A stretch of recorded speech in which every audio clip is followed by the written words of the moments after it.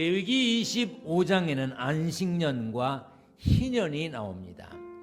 안식년은 안식일 개념이 확대된 것으로 휴식과 회복, 면제와 해방의 뜻이 있습니다.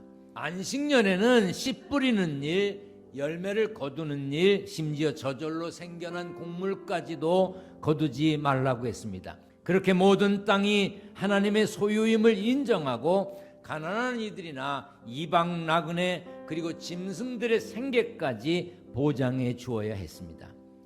또한 종들을 해방시켜 줘야 했습니다. 그런가 하면 안식년에는 빚도 면제해 주었습니다.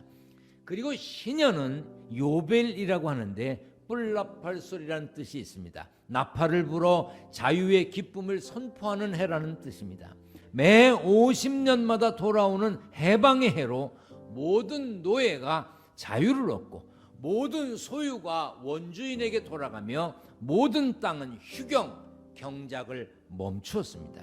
하나님이 땅의 주인임을 알리고 가난한 이들을 구제하며 자유와 해방의 기쁨을 누리는 해가 희년입니다. 안식년은 먹고 사는 문제를 하나님께 맡겨야 하는 엄청난 희생과 믿음을 요구하는 일종의 테스트였습니다. 그런데 희년은 안식년보다 더 큰 희생과 믿음이 요구되는 것이었어요. 49년째 안식년이에요. 그런데 그 다음 해에는 50년째 희년이에요. 그러면 48년째 되는 해에 농사를 짓고 49년째 되는 안식년 쉬어야 돼. 50년째 되는 희년 쉬어야 돼. 그 말씀에 순종하며 사는 것이 얼마나 어려웠겠습니까? 하나님은 48년째 되는 해에 3년 동안 먹을 수 있는 것을 해결해 주시겠다고 했습니다. 책임지시겠다고 했습니다. 문제는 그 말씀을 믿느냐 이거예요. 문제는 그 말씀을 순종하느냐 그겁니다. 경제적인 관점에서 희년은요 50년마다 리셋하는 거예요. 모든 원상복귀가 핵심입니다. 그리고 부유함이 부가 한쪽으로 몰리는 것을 제한합니다. 그렇게 해서 이스라엘 사람들은 50년마다 한 번씩 새 출발할 수 있는 기회가 주어졌습니다.